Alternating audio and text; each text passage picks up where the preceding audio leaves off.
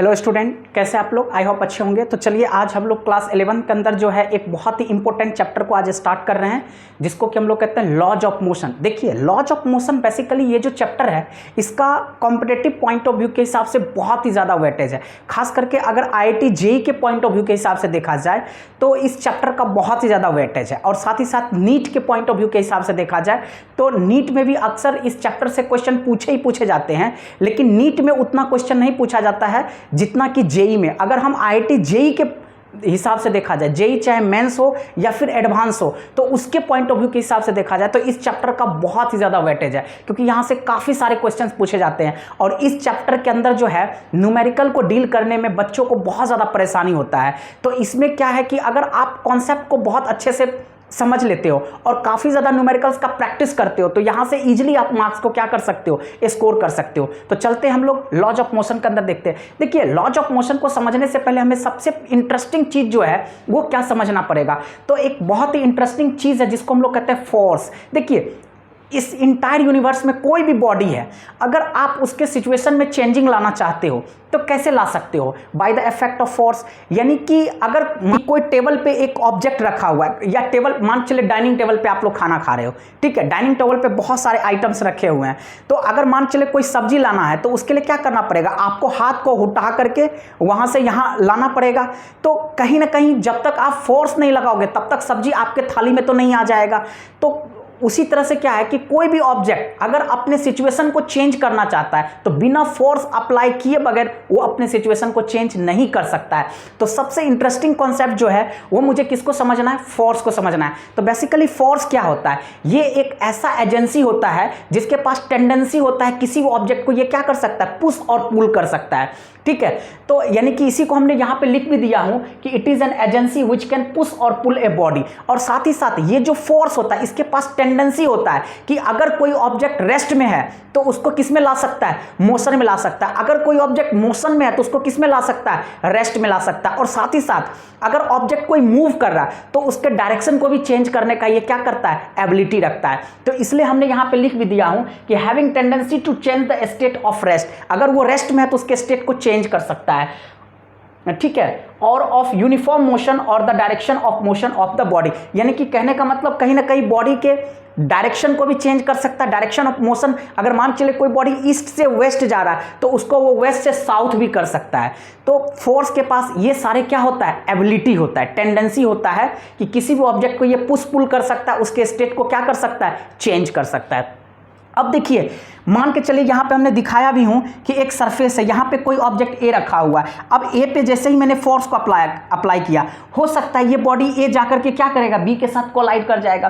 तो कुछ देर के बाद देखिए बी रेस्ट में था, लेकिन ए ने जैसे ही बी को टच किया तो बी भी ए के साथ किस में आ गया? मोशन में आ गया। हो सकता है कि बी इधर चला जाए और ए इधर, यानी कि दोनों का हो सकता है डायरेक्शन चेंज भी हो सकता है। तो कहने का मतलब है कि ये जितना भी चीज हो रहा है किसकी वजह से हो रहा है? एक्सटर्नल फोर्स की वजह से हो रहा है। तो इसलिए force having tendency to change the state of rest, to change the state of motion, to change the state of direction. Very simple, यानी कि कहीं ना कहीं स्टेट ऑफ रेस्ट को चेंज कर सकता है, स्टेट ऑफ मोशन को चेंज कर सकता है, और जो मोशन ऑफ डायरेक्शन है उसको भी चेंज करने का ये टेंडेंसी रखता है।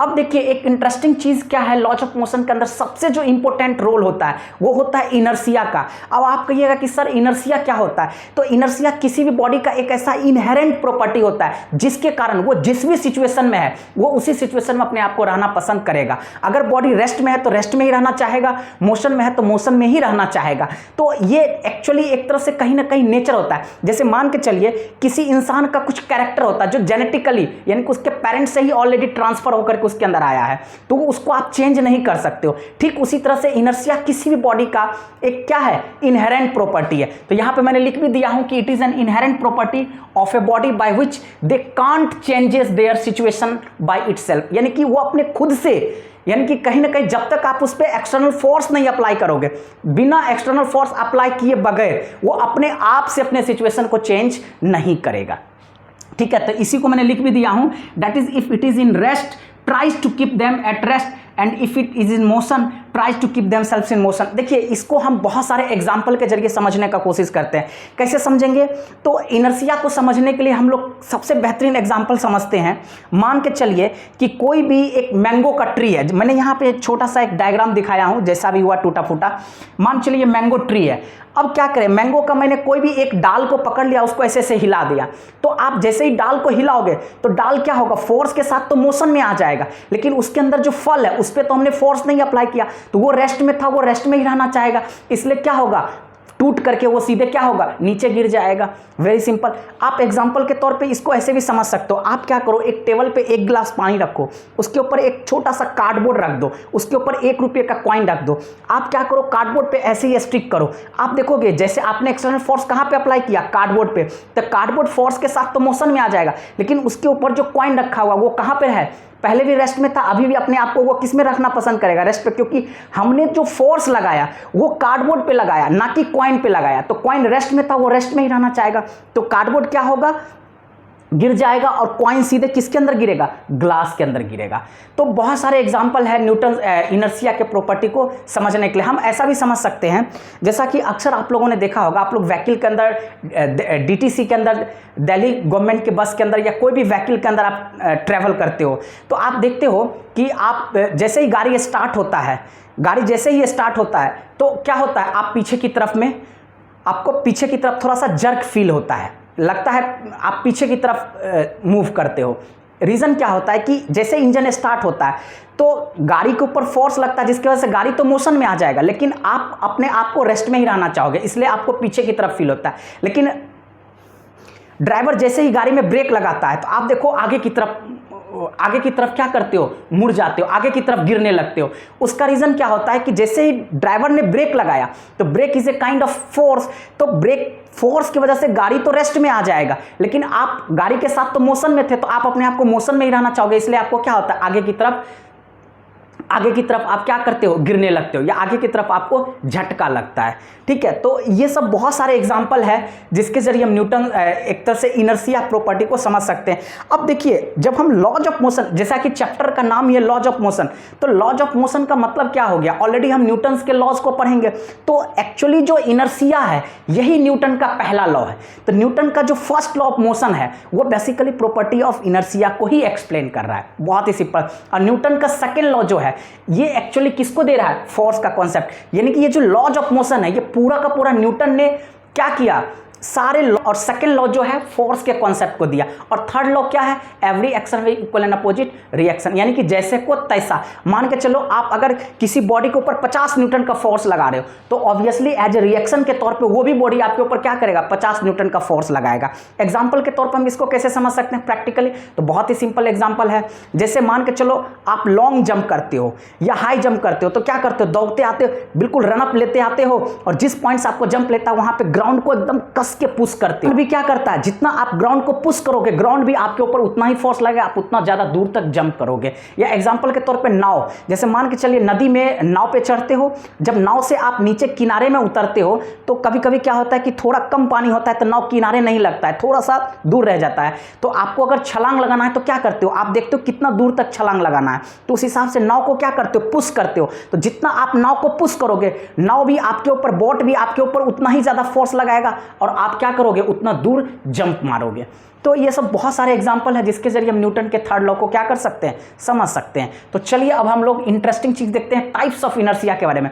बेसिकली इनर्शिया 3 तरह का होता है। हम एक को कहेंगे इनर्शिया ऑफ रेस्ट, दूसरे को कहेंगे इनर्शिया ऑफ मोशन, और तीसरे को कहेंगे inertia of direction. Inertia of rest क्या होता है, इनर्शिया ऑफ रेस्ट एक ऐसा चीज है कि कोई भी बॉडी मतलब inability to change their situation, अगर वो रेस्ट में तो रेस्ट में ही रहना चाहेगा। Inertia of motion, inability to change in rest, यानी कि वो मोशन में है तो मोशन में ही रहना चाहेगा, वो अपने पोजीशन को चेंज नहीं कर पाएगा। इनर्शिया ऑफ डायरेक्शन मतलब inability to change their direction without applying any external force, यानी कि जिस भी डायरेक्शन में वो बॉडी मूव कर रहा है वो अपने आप को उसी डायरेक्शन में मूव करता हुआ नजर आएगा, अनटिल और अनलेस, जब तक हम उस पर कोई एक्सटर्नल एजेंसी नहीं अप्लाई करेंगे। तो टाइप्स ऑफ इनर्शिया ऑलरेडी हमने एक्सप्लेन कर दिया।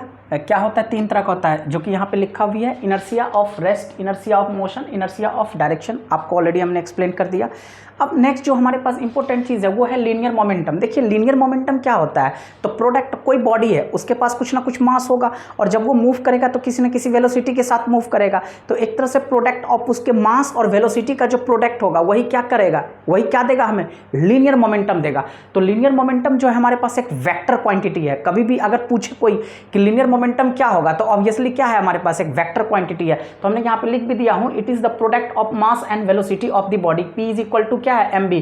और लीनियर मोमेंटम को हम लोग किससे इंडिकेट करते हैं, कैपिटल P से इंडिकेट करते हैं। और लीनियर मोमेंटम क्या, वेक्टर क्वांटिटी मैंने लिख दिया हूं। एसआई यूनिट आप इस फॉर्मूला से इजीली फाइंड आउट कर सकते हो। मास का एसआई यूनिट क्या होता है, केजी वेलोसिटी मीटर पर सेकंड, तो इसलिए हमने एसआई यूनिट हो गया केजी मीटर पर सेकंड। अब देखिए, अब जो इंटरेस्टिंग चीज लीनियर मोमेंटम के ऊपर देखना है वो मुझे क्या देखना है कि मान लेते हैं हमने दो बॉडी मान लिया, कोई भी बॉडी ए और कोई बॉडी बी है, तो ऑब्वियसली दोनों का कुछ ना कुछ मास होगा। तो मान लेते हैं बॉडी ए का मास हमारे पास m1 है, बॉडी बी का मास कितना है, m2। अब दोनों किसी ना किसी वेलोसिटी से मूव करेगा। तो मान लेते हैं बॉडी ए जिसका मास m1 ले लिया और ये v1 वेलोसिटी से मूव कर रहा है, बॉडी बी जिसका मास हमने m2 मान लिया जो कितना वेलोसिटी से मूव कर रहा है, v2 वेलोसिटी। तो वही मैंने लिख भी दिया हूं कि let two bodies having masses m1 and m2 moving with velocities v1 and v2 having momentum p1 and p2। Obviously दोनों का मोमेंटम भी क्या हो जाएगा, अलग अलग हो जाएगा। तो मान लेते हैं इसका मोमेंटम अगर p1 है तो p1 बराबर क्या हो जाएगा, m1 v1। तो ऑब्वियसली इसका मोमेंटम p2 बराबर क्या हो जाएगा हमारे पास, m2 v2। Very simple. अब यहाँ पे क्या देखेंगे, अब यहाँ पे हमें 3 अलग अलग केसेस में हम इसको एज्यूम करेंगे। क्या करेंगे, तो सब कुछ हमने देख लिया। अब मान लेते हैं, जस्ट हम ये एज्यूम करके चलेंगे कि both object having same mass. अगर अब यहाँ से हम एक कंडीशन मान लेते हैं कि if both the bodies having same mass, तो इसका मतलब क्या हो गया, डेट इज हम ये लिख सकते हैं कि m1 और m2 दोनों क्या हो जाएगा, बराबर हो जाएगा। बहुत ही सिंपल। यानी कि यहां से क्या करना है कि अलग अलग केस हमने किसी सिचुएशन में क्या करेंगे, दोनों का मास सेम कर देंगे, अगले सिचुएशन हम दोनों का वेलोसिटी सेम मान लेंगे, तीसरे सिचुएशन में हम दोनों का मोमेंटम सेम मान लेंगे। तब देखेंगे कि जो रिमेनिंग पैरामीटर है उसके बीच में क्या कोरिलेशन आता है, क्योंकि यहां से जो है कॉन्सेप्चुअल क्वेश्चन बनने की बहुत ही ज्यादा प्रोबेबिलिटी होती है। खास करके नीट में देखा जाए तो इसी कॉन्सेप्चुअल पार्ट से आपको डेफिनेटली एक क्वेश्चन मिलेगा, और जेई में तो खैर मिलेगा ही मिलेगा, क्योंकि जेई के पॉइंट ऑफ व्यू के हिसाब से जो है लॉज ऑफ मोशन बहुत ही ज़्यादा इंपॉर्टेंट चैप्टर है। तो चलिए देखते हैं हम लोग। जैसे मान लिया दोनों, अब हमने पहला केस जो लिया इसमें हमने क्या कर दिया, if both the bodies having same mass, यानी कि इसमें दोनों बॉडी का मास हमने क्या कर दिया, सेम कर दिया। तो बहुत ही सिंपल, हम यहाँ पे क्या लिखेंगे, P1 upon P2 is equal to what we can write here, M1 V1 upon में M2 V2।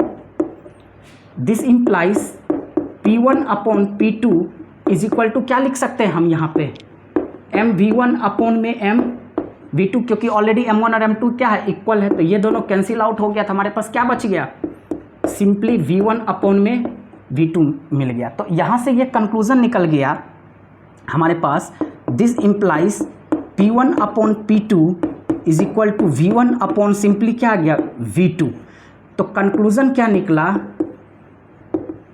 कंक्लूजन हम ये लिख सकते हैं, आप यहीं पे देखो, अगर P1 बाई P2 है तो V1 बाई V2, इसका मतलब क्या है, P डायरेक्टली प्रोपोर्शनल टू क्या आ गया, V। यानी कि अगर किसी बॉडी का वेलोसिटी ज़्यादा है तो उसका मोमेंटम भी क्या होगा, ज़्यादा होगा। यानी कि वेलोसिटी इंक्रीज करेगा तो उस बॉडी का मोमेंटम भी क्या करेगा, इंक्रीज करेगा। यानी कि अगर दोनों बॉडी का मास अगर सेम होगा तो जो उस बॉडी के द्वारा मोमेंटम होगा और वेलोसिटी होगा, दोनों एक दूसरे का क्या होगा, डायरेक्टली प्रोपोर्शनल होगा। इसको हम ग्राफ के जरिए भी अभी आपको हम ये हमारे पास मोमेंटम हो गया और वेलोसिटी हो गया, यानी कि तो और देखिए मास अगर हमारे पास कांस्टेंट है तो P और V दोनों एक दूसरे का क्या है, डायरेक्टली प्रोपोर्शनल। क्योंकि हर एक इंस्टेंट पे आप देखोगे, अगर ग्रेजुअली हम देखा जाए तो अगर मोमेंटम बढ़ रहा है तो वेलोसिटी भी क्या हो रहा है, उसी रिस्पेक्ट में बढ़ रहा है। अब केस 2 हम क्या लेके चलेंगे, तो यहाँ पास B, इसका मास M1, ये किस वेलोसिटी से मूव कर रहा है, V1, ये किस वेलोसिटी से मूव कर रहा है, V2, इसका मास हो गया M2। तो इसका मोमेंटम क्या हो जाएगा, M1 V1, और इसका मोमेंटम क्या हो जाएगा, M2 V2। Very simple. अब पहले केस में हमने मास को क्या कर दिया था, सेम। अब हम क्या करते हैं, दोनों का वेलोसिटी सेम ले लेते हैं। हम यहाँ पे लिख सकते हैं if both moving with same velocity, यानी कि हम यहाँ पे क्या कर दिए, वेलोसिटी सेम कर दिए, that is v1 equal to v2 equal to हमने क्या मान लिया, v। अगर हमने v1 और v2 दोनों को इक्वल कर दिया तो उस केस में हमारे पास क्या हो जाएगा, p1 by p2 is equal to क्या हो जाएगा, m1 v1 अपॉन में क्या हो जाएगा, v, जिसमें ये दोनों क्या हो जाएगा, v से v कैंसिल आउट हो जाएगा, तो हमारे पास सिंपली क्या बचेगा, m1 अपॉन में m2, जिसको मैं यहाँ पे लिख सकता हूँ this implies p1 upon p2 is equal to हमारे पास क्या हो जाएगा, m1 अपॉन में m2। आप यहाँ पे देख भी सकते हैं ऑलरेडी, अगर हम दोनों बॉडी को क्या कर दिया, सेम वेलोसिटी से मूव कराया, यानी कि हमने ये दूसरा केस में क्या एजम्पशन लिया हूँ कि if both moving with same velocity, यानी कि v1 और v2 दोनों को हमने क्या कर दिया, इक्वल कर दिया, तो p1 अपॉन में p2 क्या हो जाएगा, m1 v1 अपॉन में m2 v2, और वेलोसिटी हमने सेम कर दिया, दोनों का कैंसिल आउट हो गया, क्या हो गया हमारे पास, m1 अपॉन में m2, यानी कि हमारे पास p1 अपॉन में p2 क्या आ गया, m1 अपॉन में m2। इससे कंक्लूजन क्या निकला, तो हम यहीं पे कह सकते हैं p जो है वो डायरेक्टली प्रोपोर्शनल किसका आ गया, मास का। यानी कि आप देखो p1 अपॉन में p2 तो m1 अपॉन में m2, यानी कि p डायरेक्टली प्रोपोर्शनल किसका आ गया, मास का। अगर हम आप इसको ग्राफ के जरिए दिखाएं तो बहुत ही सिंपल, एक एक्सिस को हमने मोमेंटम से इंडिकेट कर दिया और दूसरे को मास से, तो बिल्कुल ये भी स्ट्रेट लाइन जाएगा, यानी कि, और ये तब होगा जब हमने v को क्या कर दिया, कांस्टेंट। हम यहाँ पे लिख देंगे v कांस्टेंट और p directly proportional to m। तो इसका ग्राफ इस तरीके से हम क्या कर सकते हैं, ड्रॉ कर सकते हैं। अब देखिए तीसरा, थर्ड केस क्या हमारे पास बनेगा, केस थर्ड में क्या होगा, वही चीज़ रहेगा, बॉडी रहेगा, जिसको हम सिंपली क्या लिख सकते हैं, p। अब यहाँ पे देखिए ऑटोमेटिकली हमारे पास क्या हो जाएगा, अगर हम मोमेंटम सेम कर देंगे तो डाटा हमारे पास क्या होना चाहिए, अब यहीं से देखिए लॉजिकली आपको निकल जाएगा p1 upon p2 is equal to हमारे पास m1 v1 अपॉन में क्या होना चाहिए, m2 v2। दिस इम्प्लाइज, आप यहीं पे लिख सकते हो, अगर हमने मोमेंटम सेम कर दिया तो ऑब्वियसली क्या हो जाएगा, p अपॉन में p is equal to m1 v1 upon में क्या हो जाएगा हमारे पास, m2 v2, ये दोनों क्या हो जाएगा, is equal to m1 v1 upon में क्या हो गया, m2 v2। This implies, cross multiply करेंगे तो m2 v2 is equal to क्या हो गया, m1 v1। This implies m2 upon में अगर हम m1 लिखेंगे तो ये v1 अपॉन में क्या हो जाएगा, v2। अब यहीं से देखिए, आप इसी चीज़ को ध्यान से देख सकते हो, अगर m2 अपॉन में m1 है तो क्या है, v1 अपॉन में v2, यानी कि यहाँ पे m2 है तो यहाँ पे भी क्या होना चाहिए था, v2, लेकिन यहाँ पे अगर m2 अपॉन में m1 है तो v1 अपॉन में v2। इसका मतलब है कि यहाँ पे हम लिख सकते हैं मास जो है वो इन्वर्सली प्रोपोर्शनल टू किसका है, वेलोसिटी का, यानी कि जिस बॉडी का मास ज़्यादा होगा उसका वेलोसिटी कम होगा, जिसका वेलोसिटी ज़्यादा होगा उसका मास कम होगा। यानी कि अगर हम दोनों बॉडी का मोमेंटम सेम मान लेते हैं तो मास और वेलोसिटी जो है दोनों एक दूसरे का क्या होगा, इन्वर्सली प्रोपोर्शनल होगा। तो इसको ग्राफ के जरिए हम कैसे दिखाएंगे, इजिली हम इस तरीके से दिखा सकते हैं। देखिए एक एक्सिस को हम क्या मान लेते हैं, वेलोसिटी, तो दूसरे एक्सिस को हम क्या मान लेते हैं, मास। बहुत ही सिंपल। अब देखिए इसका ग्राफ कुछ इस तरीके से बनेगा, आप इसके ग्राफ को इस तरीके से दिखा सकते हैं और यहाँ पे ये लिखेंगे p कांस्टेंट, p कांस्टेंट लिखेंगे तो ऑटोमेटिकली हमारे पास क्या हो जाएगा, m inversely proportional to v। देखिए कैसे इसको समझेंगे, तो कोई भी एक पॉइंट ले लीजिए। अब देखिए a पॉइंट हमने ले लिया, इसको हमने b पॉइंट ले लिया, मान लीजिए इसको c पॉइंट ले लिया, d पॉइंट ले लिया, कोई भी पॉइंट। अब देखिए एनालिसिस करोगे अगर आप तो कुछ इस तरह से। अब आप ये देखो, अगर इस एक्सिस पे हम जैसे जैसे राइट डायरेक्शन में जाएंगे मास हमारा इंक्रीज करेगा, इसमें जैसे जैसे ऊपर जाएंगे तो हमारा वेलोसिटी क्या होगा, बढ़ेगा। तो अगर हम ए पॉइंट पे देखा जाए तो ए पॉइंट पे देखो, यहाँ पे मास सबसे कम है और इस पॉइंट पे वेलोसिटी सबसे ज़्यादा है। बी पॉइंट पे मास थोड़ा इंक्रीज किया ए के रिस्पेक्ट में तो वेलोसिटी क्या हुआ, फॉल डाउन हो गया। सी पॉइंट पे मास और इंक्रीज किया तो वेलोसिटी और नीचे क्या हो गया, फॉल डाउन हो गया। इसका मतलब यहाँ पे ये दिखा कि मास अगर हमारा बढ़ेगा तो वेलोसिटी घट रहा है, यानी कि जहाँ पे जिस पॉइंट पे ए पॉइंट पे वेलोसिटी ज़्यादा है तो वहाँ पे मास सबसे कम है, यानी कि मास जो है वो इन्वर्सली प्रोपोर्शनल टू वेलोसिटी है। ये तब होता है जब दोनों बॉडी सेम मोमेंटम के साथ क्या करेगा, मूव करेगा। यानी कि अगर दोनों बॉडी का मोमेंटम हमने क्या मान लिया, सेम, उस केस में मास क्या हो जाएगा, इन्वर्सली प्रोपोर्शनल टू वेलोसिटी। तो फटाक से हम कंक्लूजन क्या निकालते हैं, बहुत ही सिंपल।